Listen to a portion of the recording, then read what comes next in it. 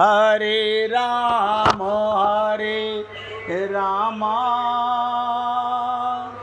राम राम हरे हरे, हरे कृष्ण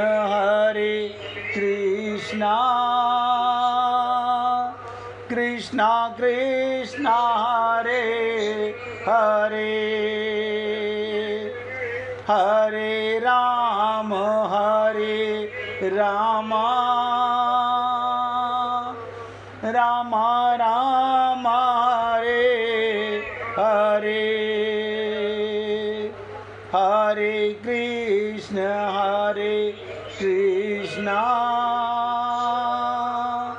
कृष्ण कृष्ण हरे हरे, हरे राम राम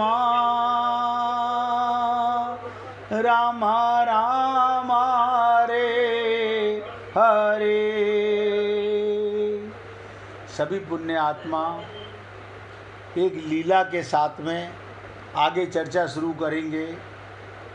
राधा जी की, भगवान की अहेतु की कृपा। अहेतु माने बिना कारण के कृपा। अब आप सोचिएगा, भगवान हमारे को अपने शब्दों का सत्संग रूपी अमृत पिला रहे हैं, ये भगवान की कृपा है। ये भगवान की कृपा है, ये हमारे धन से नहीं मिल रहा, ये भगवान की कृपा से मिल रहा है। एक दिन श्री राधा रानी श्याम सुंदर से मिलने निकुंज में जा रही थी। निकुंज में एक होता है कुंज, एक होता है निकुंज, और एक होता है निवृत्त निकुंज। कुंज माने जहाँ पर गोपियाँ भी साथ जाती हैं, सखियाँ साथ जाती हैं, ग्वाल वाल भी साथ जाते हैं। एक होता है निकुंज जहाँ केवल आत्मा और परमात्मा, राधा और कृष्ण जाते हैं। एक होता है निवृत्त निकुंज, वहाँ पर कृष्ण नहीं जाते, केवल राधा भाव भंगिमा से अपने कृष्ण को अपने साथ लेके अद्वैत तत्व में जाती है। वहाँ पर कृष्ण का भी प्रवेश नहीं है, वहाँ द्वैत नहीं जा सकते। बहुत ध्यान से समझिएगा, निकुंज में दो का प्रवेश है, कुंज में पूरी बारात का प्रवेश है, और निवृत्त निकुंज में अद्वैत का प्रवेश है। एक दिन राधा रानी जी श्याम सुंदर से मिलने निकुंज जा रही थी। मंजरियों ने भी श्री राधा रानी की अनुपम माधुर्य श्रृंगार किया। श्री राधा रानी को सुंदर मणि मणियों से सुसज्जित लहंगा धारण कराया। लहंगा इतना अनुपम सुंदर, उसे देखकर सभी सखियां हर्षित और पुलकित हो गई। सखियां सोचती हैं, जब श्याम सुंदर इसे देखेंगे तो आनंदित हो जाएंगे। प्रिया जी श्रृंगार करके निकुंज की ओर चली जा रही हैं। सभी सखियां पीछे पीछे उनके नामों के गुणगान की कीर्तन करती चल रही हैं। लहंगे को छूकर कभी ब्रजरज अपने को धन्य कर रहा है। आप सोचिएगा, वो लहंगा क्योंकि राधा रानी ने धारण किया हुआ है और ब्रज रस को छू रहा है, तो रज भी धन्य हो रहा है। तो कभी निकुंज की लता पताएं अपने आप को धन्य कर रही हैं, मानो आज सभी श्री राधा जी का स्पर्श पाने की होड़ लगी हुई है। वृक्ष की ऊंची डाल पर टंगा सूखा पत्ता भी राधा जी की कृपा पाने के लिए व्याकुल हो रहा है। सूखा पत्ता भी किस विधि श्री जी की कृपा पा सके, उनकी राह में होते हुए भी उनकी कृपा से दूर है, यही विचार करते करते उदास हो रहा है। तभी एक शीतल पवन का झोंका आता है और सूखे पत्ते को डाल से अलग करके उड़ा करके पत्ता सीधा राधा जी के लहराते लहंगे पर जा गिरा। आप सोचिएगा उस पत्ते का भाग्य, उसके भी मन में भाव था। राधा जी की कृपा देखिए कि पत्ता लहंगे से टकराकर नीचे नहीं गिरा, अपितु लहंगे में ही जैसे गिरने लगा लहंगे ने उसे थाम लिया। क्यों? चाह थी, प्यास थी राधा के उस लहंगे का स्पर्श पाने की। और राधा रानी उस सूखे हुए पत्ते को अपने साथ निकुंज में ले चली। वो पत्ते का सौभाग्य देखो, निकुंज में चला गया। निकुंज का द्वार आया, सभी सखियां द्वार पर रुक गई। रूप मंजरी प्रिया जी को निकुंज के अंदर ले गई। साथ ही प्रिया जी की कृपा से सूखा पत्ता भी निकुंज में प्रवेश कर गया। जो निकुंज शंकर भगवान, ब्रह्मा जी, बड़े बड़े महामुनियों को दुर्लभ है, उस निकुंज में सूखे पत्ते का प्रवेश मिल गया। जिस निकुंज में केवल सखियां और मंजरियों को ही आने की आज्ञा थी, अष्टमा सखियों को, उस परम अलौकिक निकुंज के दर्शन आज राधा जी की अहेतु की कृपा से उस सूखे पत्ते को भी सुलभ हो गए। जब प्रिया जी सुकोमल फूलों से बने शैया पर विराजमान हुई तो प्रिया जी ने उस सूखे पत्ते को अपने हाथ में लिया और अपने कपोलों से लगा लिया। प्रिया जी का स्पर्श पाते ही वो सूखा पत्ता सुवासित कली बन गया और प्रिया जी ने उसे अपने निकुंज में हमेशा के लिए रख लिया। ऐसी प्रिया जी की अहेतु की कृपा जो एक बार उनकी शरण जाने की चाह कर ले। देखिए ऊपर टंगा हुआ था पत्ता पेड़ पे, सोचता था कि नीचे वाले छोटे पत्ते, नीचे वाली डालियां कितनी खुशनसीब हैं, स्पर्श पा रही हैं, लेकिन खाली स्पर्श पा सके। उसने चाह पैदा की, ऊपर से पत्ते ने चाह पैदा की, और जहाँ चाह होती है वहाँ राह होती है। अभी आप और हम लोग चाह लेके तो मंदिर में जाते हैं, संतों के पास जाते हैं, लेकिन कौन सी चाह लेके जाते हैं? भगवान के प्रेम की चाह या संसार के कूड़ा करकट मल मूत्र विष्ठा की चाह लेके जाते हैं? आप सोचिएगा।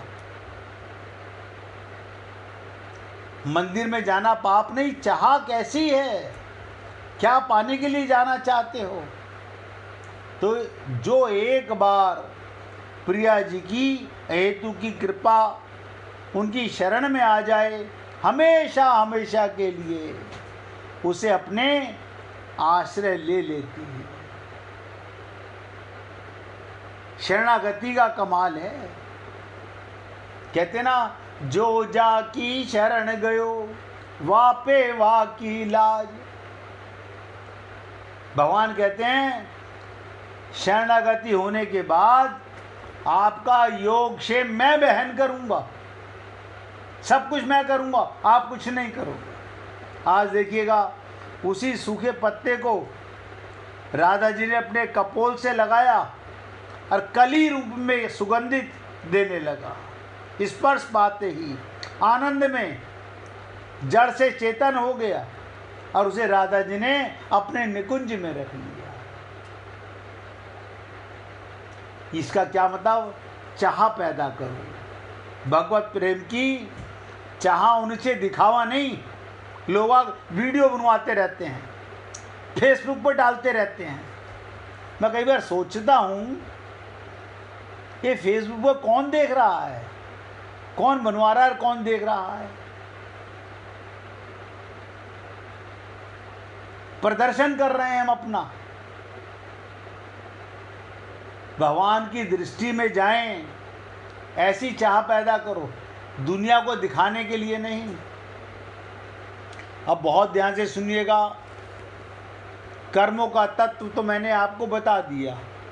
क्रियाशील प्रकृति के साथ, यानी माया के, इसमें प्रकृति में क्या? क्रियाशील तादात्म्य होने के कारण हमने माया की चीज़ों से, मन से, बुद्धि से, शरीर से और संसार की वस्तुओं से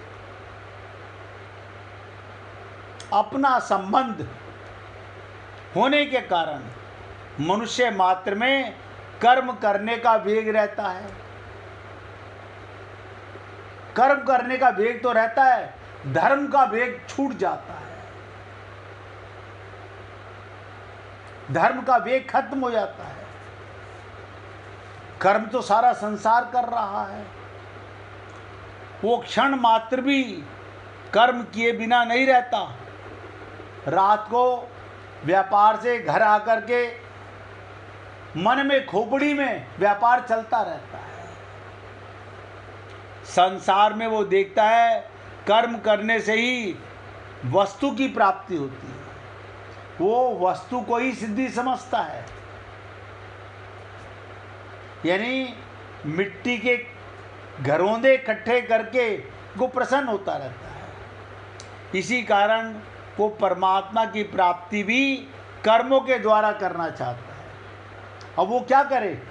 उसने देखा मैंने कितनी मेहनत की थी, 10 करोड़ कमाए के नहीं कमाए, 50 करोड़ कमाए के नहीं कमाए, अब मैं भगवत प्राप्ति वैसे ही कमाऊंगा।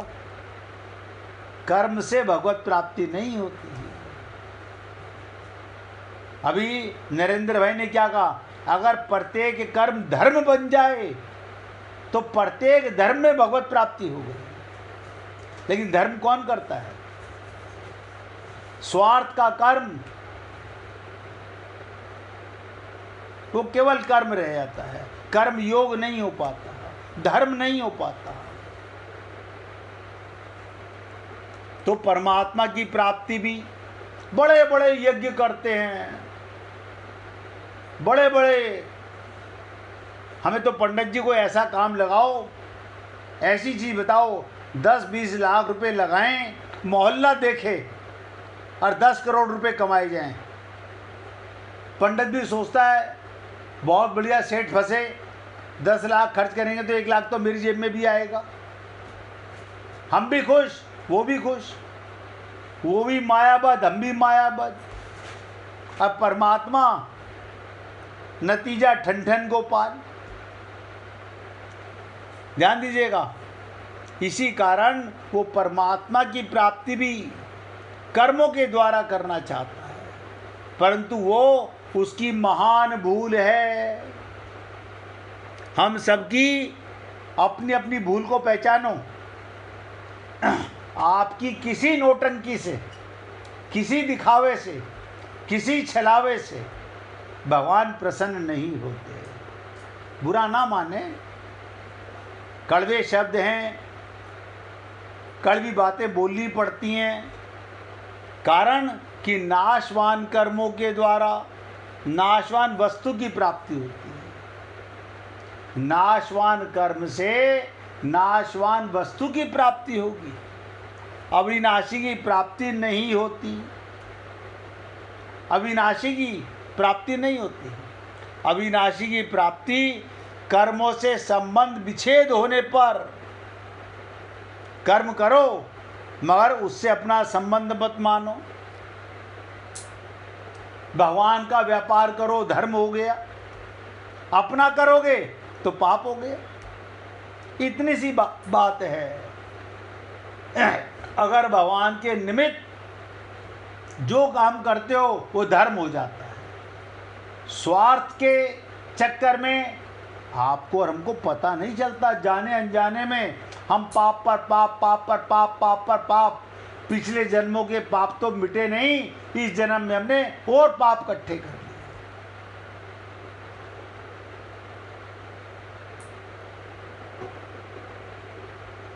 कारण कि नाशवान कर्मों के द्वारा नाशवान वस्तुओं की प्राप्ति होती है, अविनाशी की प्राप्ति नहीं होती। अविनाशी की प्राप्ति तो कर्मों से संबंध विच्छेद होने पर, भगवान के निमित्त कर्म करने से भगवत प्राप्ति होती है। आप सोचिए, पंडित जी बोलते हैं आपको केतु की दशा है कुत्तों को, और वो ऐसे ऐसे बात बताते हैं काले कुत्ते को। अब चांस की बात, जब वो जाते हैं बाजार में तो काला कुत्ता नहीं मिलता, और पाला हुआ कुत्ता वो धर्म नहीं होता। जो निस्वार्थ भाव से सेवा कर रहा है वो भगवान की सेवा हो रही है। जो स्वार्थ भाव से मंदिर जा रहा है, ये ढोंगी पंडितों के चक्कर में पड़ के कुकर्म कर रहा है, तो सब पाप हो रहा है। मन माया का, कर्म माया के, तो आसक्ति भी कर्मों में पाप की होती है।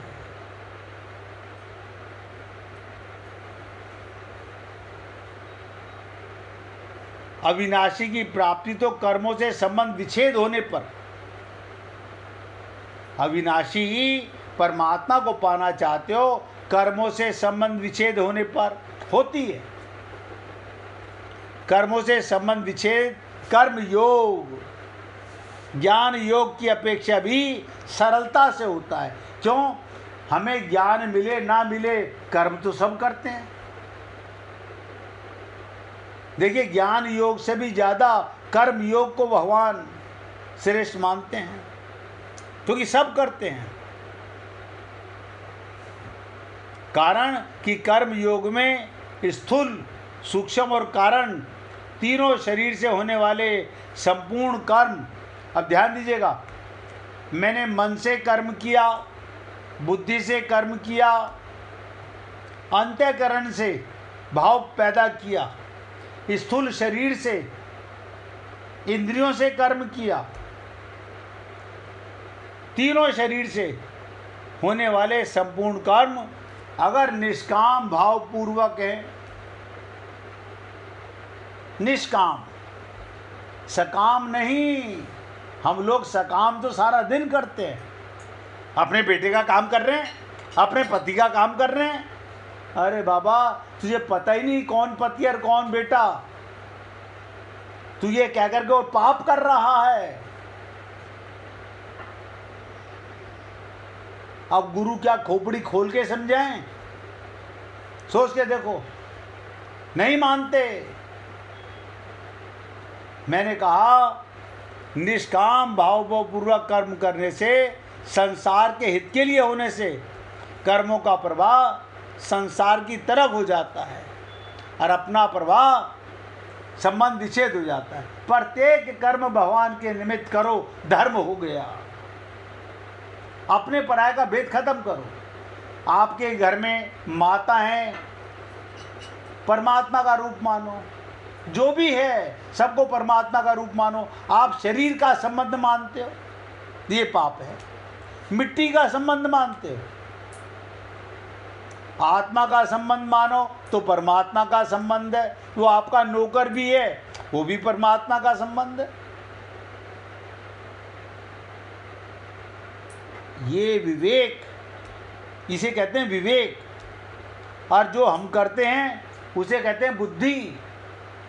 अब आप सोचिएगा, मन बुद्धि जो काम करेंगे उसमें हमारा अज्ञान होगा।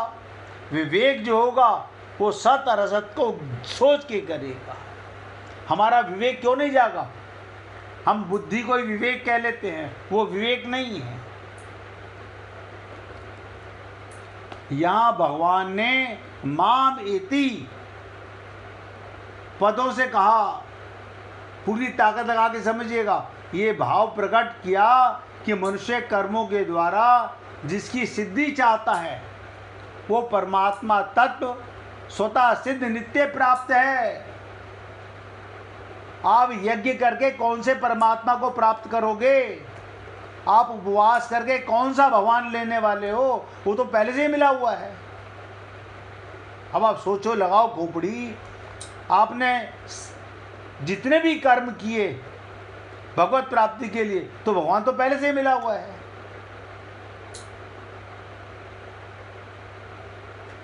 ये छल कपट करने की जरूरत क्या थी? जब आपको इतना ज्ञान हो गया कि नित्य प्राप्त परमात्मा की प्राप्ति का अपने आप अनुभव होगा। हर कर्म भगवान के निमित्त करो, भगवान को पाने के लिए कोई कर्म मत करो। बहुत गहराई से समझो इस पॉइंट को। भगवान को पाने के लिए कोई कर्म नहीं करना, प्रत्येक कर्म भगवान के निमित्त करो, भगवत प्राप्ति का अनुभव अपने आप हो जाएगा। क्योंकि भगवान जानते हैं, भगवान क्या करते हैं, हमारे कर्मों को नहीं देखते, कर्ता को देखते हैं, मन को देखते हैं। ये चांडाल 56 भोग लगा के ला रहा है मंदिर में। हमारी माता जी ने कहा था, मैंने मन्नत मांगी थी 56 भोग, भगवान देखते भी नहीं। आप अपनी दृष्टि में खुश होते हो, हमने 56 भोग का। अरे काहे के 56 भोग? 56 का अर्थ तो जानते नहीं।